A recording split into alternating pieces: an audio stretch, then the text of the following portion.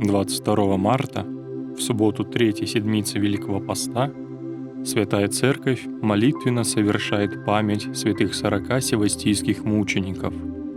Это один из тех праздников, который, несмотря на великопостное время, вносит свой оттенок торжества и озаряет радостью покаянные дни Святой Четыредесятницы. Святые мученики явили пример стойкости в христианской вере, претерпев страдания за Христа, и были увенчаны нетленными небесными венцами мученичества ради Царствия Небесного. Для нашего храма это особо памятная дата. Этот день для настоятеля Свято-Никольского собора, протоиерея Валерия Захарова, является Днем Ангела, днем памяти его небесного покровителя, мученика Валерия.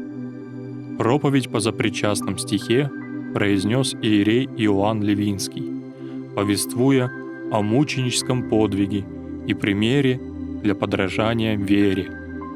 В завершении богослужения состоялось славление севастийским мученикам. Стало уже доброй традицией в этот день поздравлять ныне чествуемого настоятеля Свято-Никольского собора протоиерея Валерия с Днем памяти небесного покровителя воспитанниками Центральной воскресной школы.